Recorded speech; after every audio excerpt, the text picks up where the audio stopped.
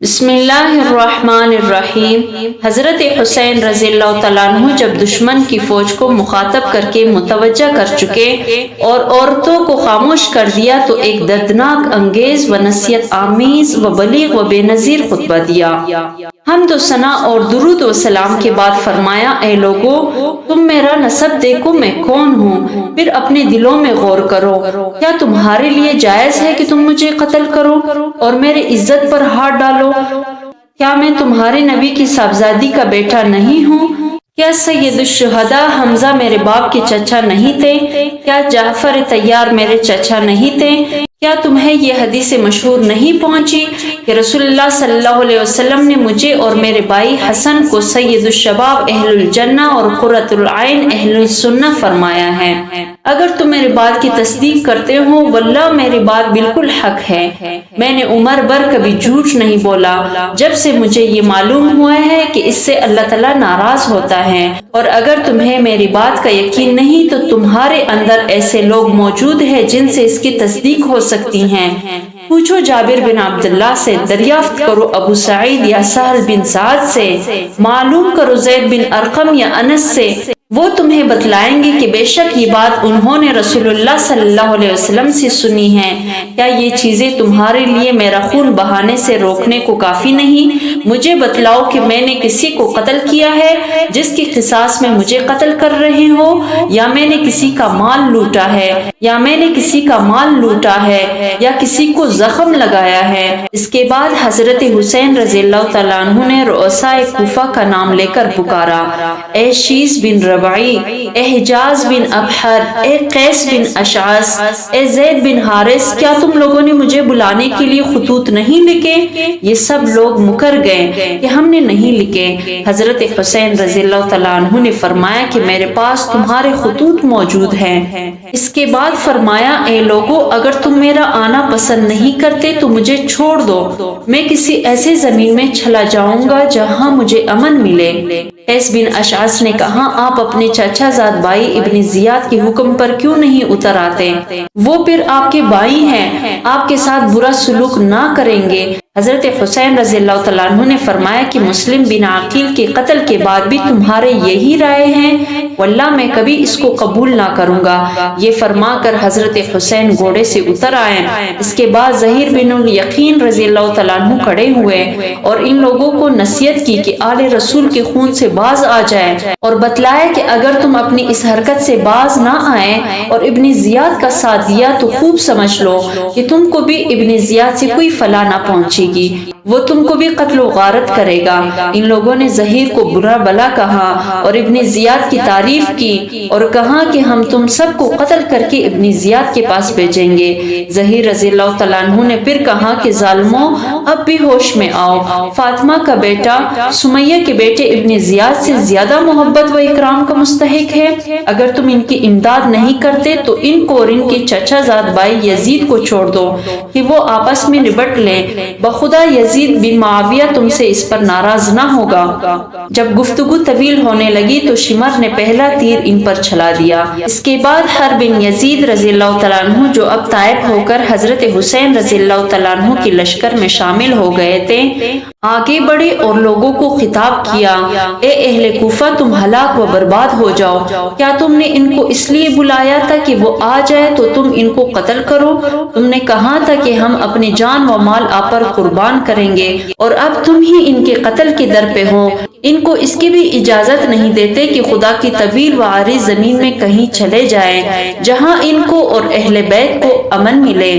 ان کو تم نے قیدیوں کی مثل بنا لیا ہے اور دریائے فرات کا جاری پانی ان پر بند کر دیا ہے، جس کو یہودی، نصرانی، مجوسی سب پیتے ہیں۔ حسین اور ان کے اہل بیت پیاس سے بے ہوش ہو رہے ہیں۔ تم نے محمد صلی اللہ علیہ وسلم کے بعد ان سے ان کے اولاد کے بارے میں نہایت شرمناک سلوک کیا۔ اللہ تعالیٰ قیامت کے روز تم کو پیاسا رکھے اگر توبہ نہ کرو اور اپنی حرکت سے باز نہ آؤ۔ اب حر بن یزید پر بھی تیر پھینکے گئے، وہ واپس آ گئے اور حضرت حسین رضی اللہ تعالیٰ عنہ کے آگے کھڑے ہو گئے۔ اس کے بعد تیر اندازی کا سلسلہ شروع ہو گیا۔ پھر گمسان کی جنگ ہوئی، فریق مخالف کے بھی کافی آدمی مارے گئے۔ حضرت حسین رضی اللہ تعالیٰ عنہ کے رفقا بھی بعض شہید ہوئے۔ حر بن یزید نے حضرت حسین کے ساتھ ہو کر شدید قتال کیا، بہت سے دشمنوں کو قتل کیا۔ مسلم بن عجوسہ زخمی ہو کر گر گئے۔ حبیب بن مطہر رضی اللہ تعالیٰ عنہ ان کے پاس آئے اور کہا کہ جنت کی خوشخبری تمہارے لیے ہیں، اگر میں یہ جانتا کہ میں بھی تمہارے پیچھے شہید ہونے والا ہوں تو میں تم سے تمہاری وصیت دریافت کرتا۔ انہوں نے کہا کہ ہاں میں ایک وصیت کرتا ہوں، اور حضرت حسین کی طرف اشارہ کر کے کہا کہ جب تک زندہ ہوں ان کی حفاظت کرنا۔ اس کے بعد شقی اور بدبخت شمر نے چاروں طرف سے حضرت حسین اور ان کی رفقا پر حملہ بول دیا۔ حضرت حسین رضی اللہ تعالیٰ عنہ کے رفقا نے بڑی بہادری سے مقابلہ کیا۔ کوفہ کے لشکر پر جس طرف حملہ کرتے تھے میدان صاف ہو جاتا تھا۔ جب عروہ بن قیس نے یہ حالت دیکھی تو عمر بن سعد سے مزید کمک طلب کی اور شیس بن ربیع سے کہا کہ تم کیوں آگے نہیں بڑھتے؟ اس وقت شیس سے نہ رہا گیا اور کہا کہ تم سب گمراہ ہو۔ ابن علی جو اس وقت روئے زمین پر سب سے بہتر ہیں، ان سے قتال کرتے ہو اور سمیہ زانیہ کی لڑکے ابن زیاد کا ساتھ دیتے ہو۔ عمر بن سعد نے جو کمک اور تازہ دم 500 سپاہی بھیجے، یہ آ کر مقابلہ پر ڈٹ گئے۔ اصحاب حسین نے اس کا بھی نہایت بہادری سے مقابلہ کیا اور گھوڑے چھوڑ کر میدان میں پیادہ آ گئے۔ اس وقت بھی حر بن یزید نے سخت قتال کیا۔ اب دشمن نے خیموں میں آگ لگانا شروع کی۔ حضرت حسین رضی اللہ تعالیٰ عنہ کے اکثر رفقا شہید ہو چکے تھے اور دشمن کے دستے حضرت حسین کے قریب پہنچ چکے تھے۔ ابو شمامہ ساعدی نے عرض کیا کہ میری جان آپ پر قربان ہو، میں چاہتا ہوں کہ آپ کے سامنے قتل کیا جاؤں، لیکن یہ دل چاہتا ہے کہ ظہر کا وقت ہو چکا ہے، یہ نماز ادا کر کے پروردگار کے سامنے جاؤں۔ حضرت حسین نے بآواز بلند فرمایا کہ جنگ ملتوی کر دو، یہاں تک کہ ہم نماز پڑھ لیں۔ ایسے گمسان جنگ میں کون سنتا تھا؟ طرفین سے قتل و قتال جاری تھا اور ابو شمامہ رضی اللہ تعالیٰ عنہ اسی حالت میں شہید ہو گئے۔ اس کے بعد حضرت حسین نے اپنے چند اصحاب کے ساتھ نماز ظہر صلاۃ خوف کے مطابق ادا فرمائی۔ نماز کے بعد پھر قتال شروع کیا۔ اب یہ لوگ حضرت حسین تک پہنچ چکے تھے۔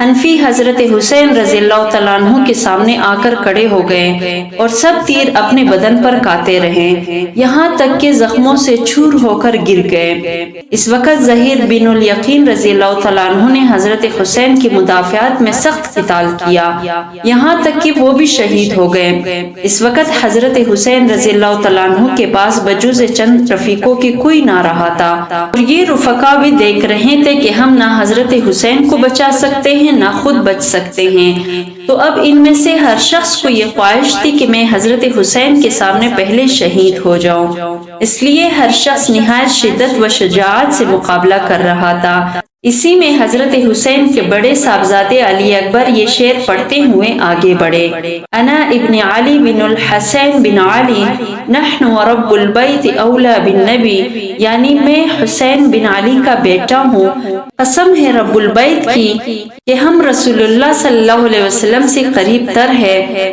کمبخت مرہ نے ان کو نیزہ مار کر گرا دیا۔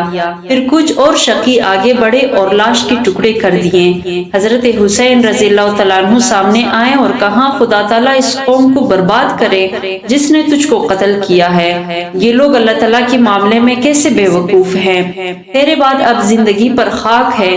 ان کی لاش اٹھا کر خیمے کے پاس لائی گئی۔ عمر بن سعد نے قاسم بن حسن رضی اللہ تعالیٰ عنہ کی سر پر تلوار ماری، وہ گرے اور ان کے منہ سے نکلا یا عمہ، تو حضرت حسین رضی اللہ تعالیٰ عنہ نے دوڑ کر ان کو سنبھالا اور عمر پر تلوار سے حملہ کیا، کوہنی سے ان کا ہاتھ کٹ گیا۔ حضرت حسین رضی اللہ تعالیٰ عنہ اپنے بھتیجے قاسم رضی اللہ تعالیٰ عنہ کی لاش کو اپنے کاندھے پر اٹھا کر لائے اور اپنے بیٹے اور دوسرے اہل بیت کے برابر لٹا دیا۔ اب حضرت حسین رضی اللہ تعالیٰ عنہ تقریباً تنہا بے یار و مددگار رہ گئے، لیکن ان کی طرف بڑھنے کی کسی کو ہمت نہ ہوئی۔ اسی طرح بہت دیر تک یہی کیفیت رہی کہ جو شخص آپ کی طرف بڑھتا اسی طرح لوٹ جاتا، اور حضرت حسین کی قتل اور اس کے گناہ کو اپنے سر لینا نہ چاہتا تھا۔ یہاں تک کہ قبیلہ کندہ کا ایک شقی القلب مالک بن نصیر آگے بڑھا اور حضرت امام حسین رضی اللہ تعالیٰ عنہ کی سر پر تلوار سے حملہ کیا۔ آپ شدید زخمی ہو گئے۔ اپنے چھوٹے صاحبزادے عبداللہ کو بلایا اور اپنے گود میں بٹھا لیا۔ بنی اسد کے ایک بدنصیب نے ان کو بھی تیر مار کر ہلاک کر دیا۔ حضرت حسین نے اس معصوم بچے کا خون لے کر زمین پر بکیر دیا اور دعا کی کہ یا اللہ تو ہی ان ظالموں سے ہمارا انتقام لے۔